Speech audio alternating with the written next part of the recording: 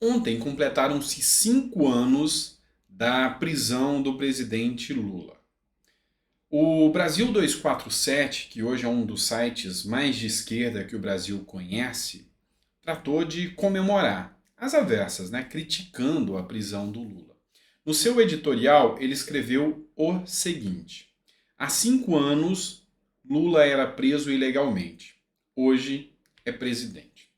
Lendo o editorial, e principalmente aqui o título, o cabeçalho, eu faço uma análise, eu faço uma reflexão sobre um filósofo de esquerda que é o Jorgen Habermas. Ele que foi da escola de Frankfurt, alemão, de esquerda.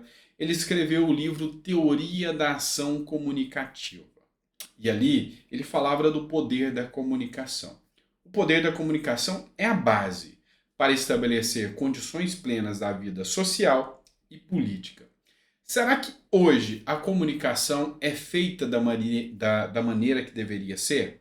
A gente vai falar um pouquinho sobre isso. Seja muito bem-vindo, eu sou o Dr. Sandro Gonçalves, advogado, jurista, filósofo político. É sempre um prazer poder discutir um pouquinho mais sobre política com você. Então seja muito bem-vindo, sempre um prazer poder estar aqui. E se não é inscrito no canal, inscreva-se também. Eu sei que a gente tem potencial para chegar muito além, rumo a 1.400.000 seguidores. Vamos fazer a análise aqui. Realmente o Brasil 247 fez essa publicação, enaltecendo a figura do todo-poderoso Luiz Inácio Lula da Silva, o mestre da esquerda brasileira. Eu mudaria o título. Aqui eles escreveram: há 5 anos Lula era preso ilegalmente. Hoje é presidente. Eu mudaria a pontuação. Eu colocaria: há 5 anos Lula era preso. Ponto. Ilegalmente, hoje é presidente. Eu entenderia dessa forma, porque Lula não tem condições morais, éticas de ser o presidente da República como é hoje. Se você fizer uma análise jurídica, e aqui eu estou falando como advogado, não como filósofo, fazendo uma análise jurídica da prisão efetuada por Sérgio Moro, da revisão efetuada no Tribunal Regional Federal, depois da manutenção lá no Superior Tribunal de Justiça. Enfim, chegando ao final do Supremo Tribunal Federal, onde o próprio Supremo Tribunal Federal tirou a condenação não por questões de prova, não por questões de análise dos fatos, mas por questão de foro, ou seja, de lugar. Na prática, funciona mais ou menos assim, para que você possa entender. Então, quando alguém se perguntar para você, Lula foi condenado ou não, você conta para ele a seguinte história.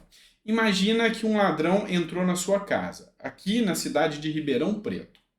E a polícia pegou esse ladrão, achou itens do roubo com esse ladrão.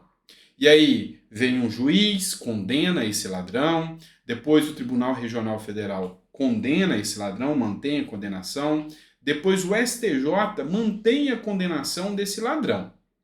Só que, ao chegar no STF, eles falam: olha, o lugar que deveria ter sido não era em Ribeirão Preto. Era em São Paulo, porque o ladrão morava em São Paulo e os itens foram pegos lá em São Paulo. Então vamos anular todo o processo e começa de novo lá em São Paulo. A pergunta que eu tenho para você é: o roubo deixou de existir? Provavelmente não. Mas esse ladrão foi punido? Também não. Então, é uma referência própria que eu faço para você aqui como advogado, trazendo para você uma aula de direito penal. A referência é bem coerente. Bora mudar de assunto agora e vamos falar sobre uma manifestação que o Onyx Lorenzoni, ex-ministro da Casa Civil, trouxe aqui para a gente. Tá? Vamos lembrar que a mídia mostrou muito bem o quanto o Bolsonaro era ruim, mal, não soube gerir a pandemia, não gostava de pobres, era ruim com pobres. Principalmente a Brasil 247 foi uma das mestres em mostrar isso. Só que aí vem a grande questão. O lulopetismo falando isso, toda a mídia brasileira falando isso. Aí vem um banco central, um órgãozinho qualquer, o Banco Mundial, na verdade. O Banco Mundial, um órgão qualquer. Não tem muita força o Banco Mundial. E diz que Bolsonaro foi um exemplo no cuidado às pessoas mais pobres. Então você deveria acreditar em quem? A mídia comprada, essa mídia militante de esquerda, ou você acreditaria no Banco Mundial que soltou uma nota oficial? Eu vou trazer aqui para que você ouça o Onyx Lorenzoni. Escute só. Um estudo do Banco Mundial reconhece que o Brasil foi o melhor país que cuidou da pobreza durante o momento mais difícil da vida da humanidade nos últimos anos, durante a pandemia. E quem liderou isso? Jair Bolsonaro. Eu lembro da manhã que Jair Bolsonaro me liga e diz assim: Onyx, temos que colocar o auxílio emergencial de pé e rápido, porque as pessoas precisam. 6 dias depois de noites mal dormidas, a equipe, num esforço extraordinário no Ministério da Cidadania, criamos o auxílio emergencial através de um aplicativo de celular. Países muito mais desenvolvidos do que o nosso, como por exemplo os Estados Unidos, mandaram um cheque para a casa das pessoas. Milhões deles, milhares deles não chegaram aos seus destinatários. Mas o auxílio emergencial, através do aplicativo de celular, encontrou 6 dias depois desse telefonema o pagamento para as primeiras 6,5 milhões de pessoas.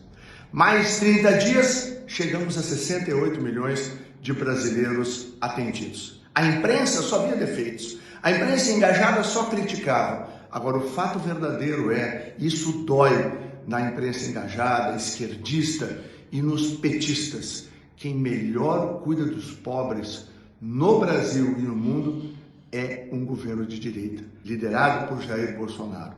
Por quê? Porque nós servimos o Brasil servindo as pessoas. Esta é a verdade. Por isso eu lembro sempre o que Bolsonaro dizia, João 8,32. Conhecereis a verdade e a verdade vos libertará. Pois bem, o governo Bolsonaro, o que melhor cuidou dos pobres no Brasil. Não é nenhum de nós que está falando isso, é o Banco Mundial.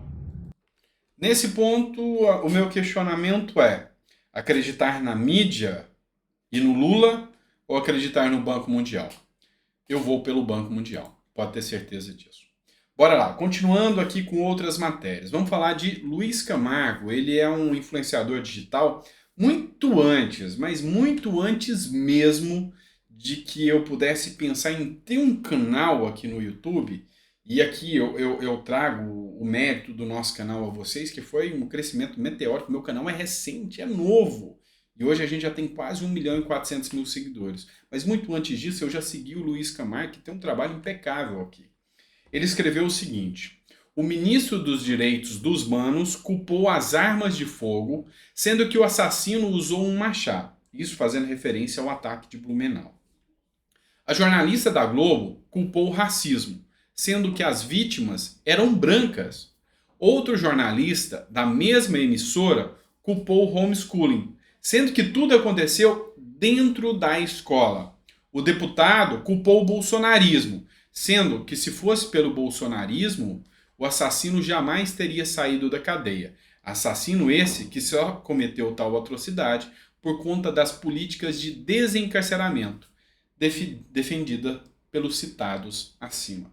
Então acho que contra fatos não tem argumentos. Se hoje aconteceu ou acontece esse tipo de ataque, é por falta de policiamento, é por falta de segurança. Não adianta você tentar criar teorias mirabolantes que hoje o cidadão brasileiro já não está acreditando tanto mais na mídia. Eu acho que a mídia cavou a sua cova, a sua trajetória, ao ter militado tanto a favor de Lula, e hoje a população brasileira amarga 100 dias de tragédia, graças a vocês. Vocês são responsáveis por toda essa tragédia que o governo petista trouxe ao Brasil. É simples assim. Então, se hoje a mídia já não tinha muita credibilidade, agora com o Lula exercendo o que sempre fez, destruindo a nação, agora, mais do que nunca, é que a mídia não vai ter credibilidade. Mas alguns pontos começaram a mudar. Exemplo, esse ataque horrendo que aconteceu em Blumenau fez com que reacendesse o discurso por proteger as nossas crianças. E nem os petistas e esquerdistas estão conseguindo segurar com a narrativa de que as escolas se tornarão presídio e com a teoria do amor de Paulo Freire. Isso não cola mais. Exemplo, O Glauco Braido, ele é um vereador de São Bernardo do Campo. Ele escreveu o seguinte: entra no MP para ampliar a segurança das EMEBs, morando, anuncia GCM nas escolas, que é o prefeito, né? Vitória. Após diversas cobranças, o prefeito finalmente coloca segurança nas escolas. Aqui em São Paulo também, lá em Blumenau também, outras cidades pressionadas pela população. População que vai no prefeito quando tem algum problema. É por isso que eu sou adepto à teoria de Milton Friedman, de que deve haver descentralização, ou seja, quem deve ter maior gestão é o prefeito, é menos Brasília e mais Brasil. Lembra o que o Paulo Guedes, liberal da escola de Chicago, falava? É isso. Então, quando o seu filho está correndo um risco de ser assassinado dentro de uma escola, é do prefeito que você tem que cobrar e é esse prefeito que vai colocar segurança armada lá dentro. É assim que tem que ser. Então, pelo menos surgiu mais um ponto aqui para alertar a população de que essas políticas do PT e essas políticas de esquerda não estão funcionando para salvar as nossas crianças e a gente precisa repensar isso aí, tá certo? Espero que você tenha gostado do vídeo, tenha ficado até o final. Coloca nos comentários, eu já falei para vocês que no sábado, final de semana, se eu conseguir, nenhum vídeo vai passar dos 10, 12 minutos, tá bem? Obrigado por tudo. Deixe o seu comentário do que você achou aqui do material que a gente trouxe. É sempre importante ter você aqui conosco. Um grande abraço.